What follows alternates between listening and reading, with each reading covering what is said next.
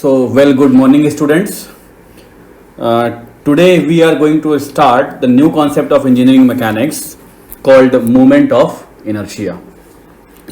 My dear students, आज के lecture में हम ये समझेंगे पहले कि मोमेंट ऑफ इनर्शिया क्या होता है, then how to apply this concept on the various problems, ये हम सीखेंगे यहाँ पर. ठीक है, तो देखिए मोमेंट ऑफ इनर्शिया जैसा कि आप स्क्रीन पे देख रहे हैं, it is the combination of two words. First is moment and second is inertia, right?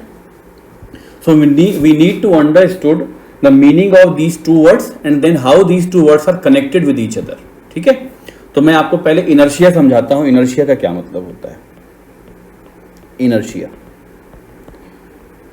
see, the basic meaning of inertia is simply the resistance. क्या होता है? एक विरोध होता है, एक अवरोध होता है. हिंदी में बोलते हैं अवरोध, या रेजिस्टेंस वर्ड आप समझते होंगे. इनर्शिया वर्ड क्या है? रेजिस्टेंस है. पर रेजिस्टेंस किसका? रेजिस्टेंस किस चीज का? रेजिस्टेंस मोशन का, रेजिस्टेंस फोर्स का, या रेजिस्टेंस मूवमेंट का? किसी भी चीज का रेजिस्टेंस हो सकता है. कैसे?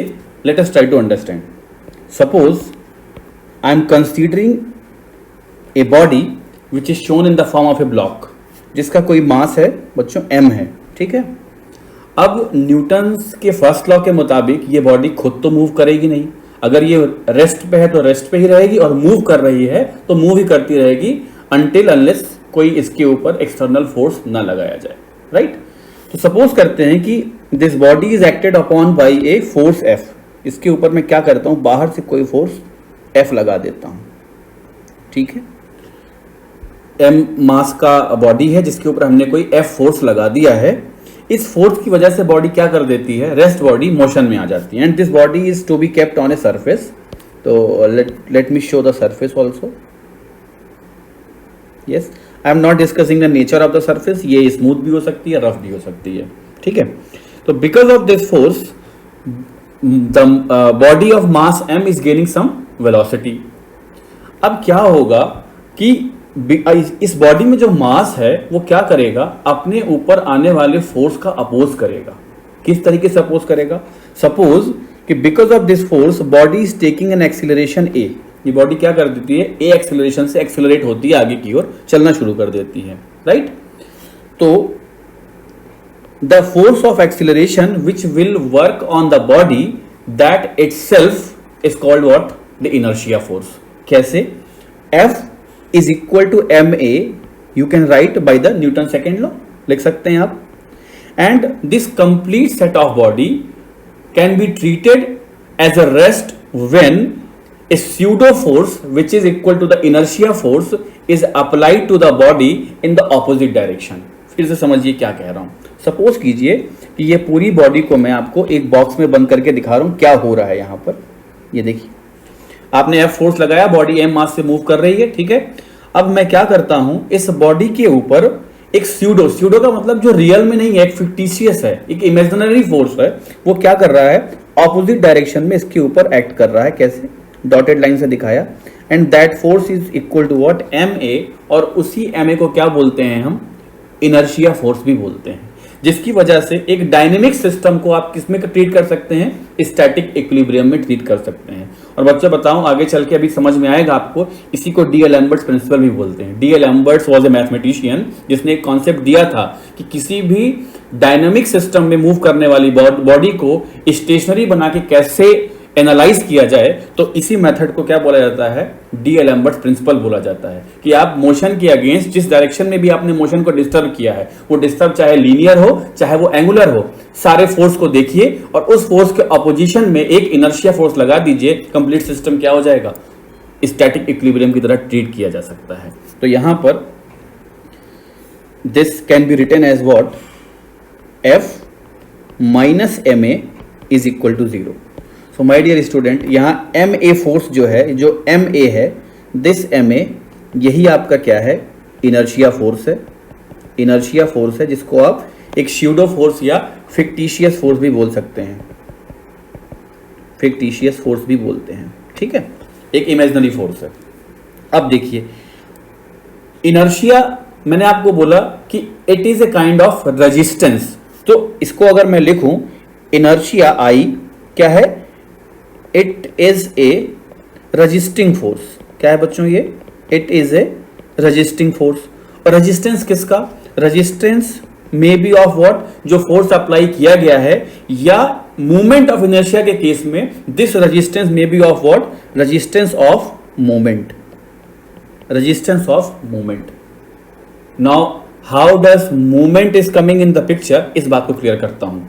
रेजिस्टेंस ऑफ मूवमेंट में देखिए, ये मूवमेंट दो तरीके से हो सकते हैं, depending upon the nature of the force. Depending upon the nature of the force का मतलब आपने बॉडी के ऊपर कैसे फोर्स लगाया हुआ है। लेट सपोज ये एक स्केल, ये एक बॉडी है, राइट?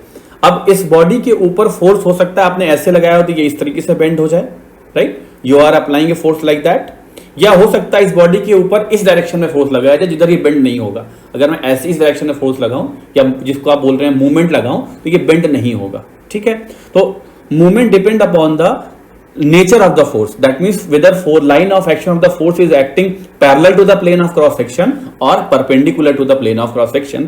इसके अकॉर्डिंग, अभी बहुत डिटेल में नहीं जाऊंगा इसके, लेकिन बता रहा हूं इसके अकॉर्डिंग, लाइक किसके अकॉर्डिंग? कि फोर्स आपने प्लेन ऑफ क्रॉस सेक्शन के पैरेलल लगाया है या परपेंडिकुलर लगाया है, या तो इसके ऊपर बेंडिंग होती है, बॉडी के ऊपर बेंडिंग होती है, या इसके ऊपर ट्विस्टिंग होती है। थोड़ा सा और समझाता हूं बेंडिंग और ट्विस्टिंग को। देखो ये मार्कर को हो सकता है मैं ऐसे मोड़, ऐसे इस तरीके से फोर्स लगाऊं, आपको देखते हैं समझ आना चाहिए। ये ऐसे मैं रोटेट करा रहा हूं, राइट? ये ट्विस्टिंग है। और बेंडिंग का मतलब क्या है? मैं इधर से पकड़ के इसको ऐसे बेंड कर दूं। हालांकि ये थोड़ा रिजिड है, ये बेंड नहीं होगा। इसको इस तरीके से मैं क्या करूं? बेंड कर दूं ऐसे, राइट? एक आर्क के शेप में। तो depending upon the nature of the force, या तो बेंडिंग होगी या ट्विस्टिंग होगी। अब इनर्शिया क्या कहता है? इसी बेंडिंग या ट्विस्टिंग का अपोजिशन ही क्या है? मोमेंट ऑफ इनर्शिया है। आपने जो फोर्स लगाया, वो फोर्स का नेचर क्या था? या तो बेंडिंग क्रिएट कर रहा था या ट्विस्टिंग क्रिएट कर रहा था। तो बॉडी बेंडिंग या ट्विस्टिंग में किस तरीके से अपने ऊपर लगने वाले फोर्स का अपोज करती है अपनी इस पोजीशन को मेंटेन करने के लिए, that is called what? Movement of inertia. Movement of inertia, resistance offered by the body because of the forces acting on it, whether that force may be of bending or may be of twisting. तो इस force को, इस पूरे concept को हम क्या बोलते हैं? मोमेंट ऑफ इनर्शिया बोलते हैं बच्चों, ठीक है? Very good, moment of inertia. अब आपको ये बात तो समझ में आ गई होगी कि ये इनर्शिया बहुत बड़ा फंक्शन है किस बात का? कि किस एक्सिस के अबाउट आपने बॉडी को मोड़ना चाहा है, किस एक्सिस के अबाउट बॉडी को आपने बेंड या ट्विस्ट करना चाहा है, किस एक्सिस के अबाउट बॉडी में आपने मूवमेंट लाना चाहा है। ये इस बात पर डिपेंड करता है पूरी तरीके से। क्या है? एक्सिस का फंक्शन हो गया, राइट? तो अब हम क्या करेंगे? अलग अलग ज्योमेट्रीज के केस में हम ये देखेंगे कि किस तरीके से मोमेंट ऑफ इनर्शिया कैलकुलेट किया जाता है। बट आपको फिजिकली ये बात अभी समझ में आई, और जैसे जैसे लेक्चर ग्रो होगा थोड़ी अंडरस्टैंडिंग और बनेगी कि मोमेंट ऑफ इनर्शिया का कॉन्सेप्ट क्या होता है। एक प्रैक्टिकल एग्जांपल दूं तो आपने देखा होगा कि रोप के ऊपर लोग चलते हैं सर्कस में, तो वो क्या करते हैं? उस समय अपने हाथ में एक रॉड लिए होते हैं, एक बड़ी सी रॉड लेके एक रस्सी के ऊपर चलते हैं। तो वो क्या करते हैं? उस रॉड की हेल्प से अपनी बॉडी को बैलेंस करते हैं। यानी कि रॉड को कभी वो लेफ्ट में झुकाते हैं, कभी राइट में झुकाते हैं। By doing so they adjust the inertia offered by the means inertia, उनकी बॉडी जो ऑफर कर रही होती है उसको वो एडजस्ट करते हैं उस रॉड की हेल्प से, राइट? तो यहां से मोमेंट ऑफ इनर्शिया पहली बार स्टार्ट हुआ था बेसिकली 1980s में। कॉन्सेप्ट तो बहुत पहले दिया गया, नॉट 1980 सॉरी 1880s में, ठीक है? अब आप ये समझिए कि मोमेंट ऑफ इनर्शिया मैथमेटिकली क्या होता है। फिजिकली अगर एक और छोटा सा एग्जांपल दूं, सपोज कीजिए एक स्लिम बॉडी है, कोई 50 किलो का है, और एक कोई 100 या 110 केजी का है। आपसे कहा जाए कि यहां से लेकर के उसे 100 मीटर की रेस करनी है, तो व्हाट डू यू फील? कि जो 50 केजी का होगा वो जल्दी रेस कर लेगा कंपेयर टू व्हाट? 100 केजी। क्यों? क्योंकि 100 केजी वाली बॉडी हो या 50 केजी वाली बॉडी हो, उससे एक डिस्टेंस ट्रेवल करने के लिए पहले अपने मास की वजह से जो इनर्शिया है उसको भी तो ओवरकम करना है। उसका मास उसको जाने ही नहीं देना चाहेगा, हैवी मास को, कंपेयर टू लाइटर मास। तो जब तक बॉडी उसको नहीं ओवरकम करेगी तब तक वो मूव नहीं कर पाएगी। एक बहुत अच्छा एग्जांपल इस बात का आपको बताता हूं कि जब भी दो गियर होते हैं, गियर मीटिंग में आते हैं, तो एक छोटी गियर होती है, एक बड़ी गियर होती है। एक गियर होती है, बड़े गियर को गियर बोलते हैं, छोटे को पिनियन बोलते हैं। तो बेटा कभी बड़े गियर से छोटे गियर नहीं चलाए जाते, हमेशा आप देखिएगा छोटे गियर से बड़े गियर चलाए जाते हैं। रीजन बीइंग व्हाट, कि अगर आप बड़े गियर से छोटा चलाना चाहोगे तो बड़े गियर का मतलब उसका मास ज्यादा, तो उसको चलने के लिए सबसे पहले अपना ही इनर्शिया ओवरकम करना पड़ेगा, तब वो छोटे को चला पाएगा। और छोटा गियर यानी जो पिनियन है वो वेट में हल्का है, मास में हल्का है, तो वो अपने इनर्शिया को बहुत जल्दी ओवरकम कर लेगा, और जैसे ही उसके ऊपर टॉर्क आएगा इमीडिएटली वो खुद घूमेगा और दूसरे को भी क्या करेगा, घुमा दिया जाएगा। इसलिए हम सब छोटी बॉडी को ही हम ड्राइवर बनाते हैं और बड़ी बॉडी को हम ड्रिवन बोलते हैं। यही कॉन्सेप्ट है मोमेंट ऑफ इनर्शिया का। तो इस तरह की चीजें प्रैक्टिकली कैसे अप्लाई करते हो मैं लेक्चर में आगे बढ़ाऊंगा, बट पहले आप ये समझिए कि मैथमेटिकली मोमेंट ऑफ इनर्शिया क्या होता है। ये तो फिजिक्स हो गई इसकी। अब देखो मैंने आपको ये जो रेड कलर से दिखा रखा है, I am showing again this red colour, yes, ये देखिए आप ध्यान से इस फिगर को, जिस पे एक्स वाई एक्सिस है, this is a cross section of any column. Late me right, ये क्या है, ये एक क्रॉस सेक्शन है मान लीजिए ऑफ एनी कॉलम। बच्चों कॉलम क्या होता है ये अभी मैं क्लियर नहीं करता, just definition is enough. Column is a vertical member at which vertical member at which there is a kind of axial compressive load. Column क्या होता है, सिंपली एक वर्टिकल मेंबर है जिसकी एक्सिस के ऊपर, और एक्सिस के ऊपर भी हो सकता है या उससे थोड़ा इसेंट्रिक भी हो सकता है, जो लोड लगता है उसको बोलते हैं एक्सियल कंप्रेसिव लोड। बहुत डिटेल में नहीं जाते, तो मैंने सिंपल ये माना है अभी ये कॉलम है जिसका मैंने क्रॉस सेक्शन दिखा रखा है, ठीक है। मैं क्या करता हूं, assuming A strip of area DA, मैंने इस पर क्या किया, वाई एक्सिस के पैरेलल बच्चों एक स्ट्रिप एज्यूम करी है जिसका एरिया क्या है, डीए है, at a distance of, let me show, this strip is at a distance of let say X metre, क्योंकि अलोंग द एक्स है तो X metre from the Y axis, ठीक है। अब क्या होता है, normally what the forces are experienced by this strip, it is a linear function. Linear function का मतलब क्या आपको समझाऊं अभी, कि जो भी इसके ऊपर फोर्स आ रहे होंगे that force can be written as what, stress into area. पहले आप ये समझिए कि सपोज कीजिए इसके ऊपर जो भी फोर्स आ रहा है that I am writing here, यहाँ इसको मैं रफ करके लिखता हूँ, यहाँ पर इस चीज को हटा रहा हूँ अभी, and let me write here, okay, यहीं पर लिखते हैं, force coming on the strip is D F is equal to what, sigma times D A. Force is equal to stress into area, where sigma is the stress acting on this elementary strip. Now dear students, this stress will vary linearly. अब आप समझना stress linearly very करेगी, कैसे very करेगी ये सब आगे के चैप्टर्स में क्लियर करेंगे, बट समझाने के लिए जो मैं कॉन्सेप्ट दे रहा हूं उसको समझ लो केवल। स्ट्रेस लीनियर वेरी करती है, इसका मतलब क्या होता है, late me show it here bye figure. इसी पर मैंने स्ट्रेस की वेरिएशन को दिखा दिया आपको, ये this is the variation of the stress which is varying linearly। किसके साथ वेरी कर रही है, देखिए ये डायरेक्शन कौन सी है बच्चों, x डायरेक्शन है, तो stress is varying, sigma is proportional to what x, तो सिग्मा की जगह मैं क्या लिख सकता हूं, kx लिख सकता हूं, k is any constant into dA। ये हो गया बच्चों force acting on this elementary strip df, ठीक है।